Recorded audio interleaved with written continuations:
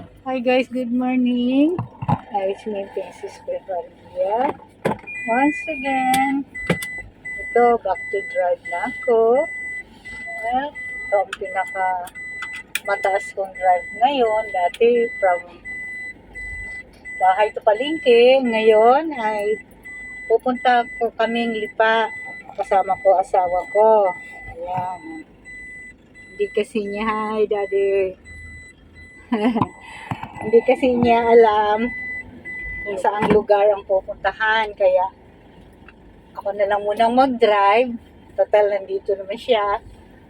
Kung mapagod ako, pwede siya na ulit mag-drive.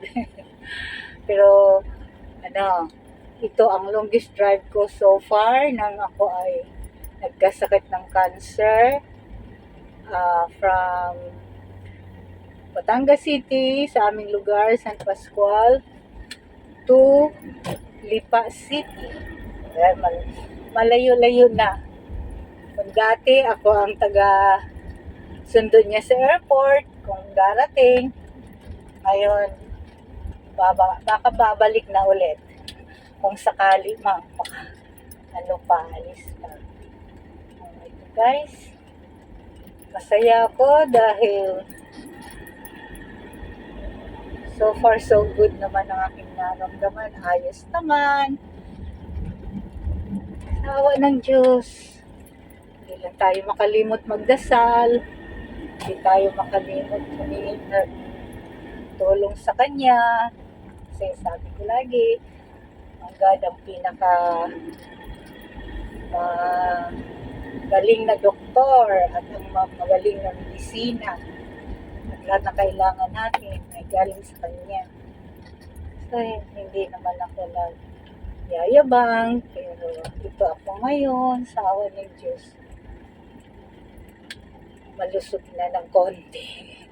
Hindi na, ayaw na akong, kung dati mataba ako, ngayon hindi na pwede dahil mahirap magpataba dahil sa cancer.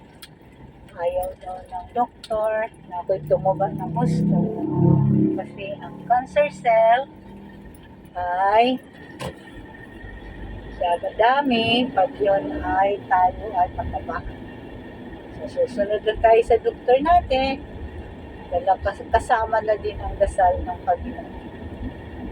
Okay guys, medyo mataas-taas na at mataas-taas pa ang aming biyahe.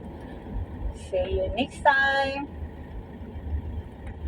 Magandang umaga, gabi, hapon at sa lahat ng mga kaibigan ko. Thank you so much. Thank you for your prayer. Thank you. Thank Bye you. for now, Bye-bye. Daddy.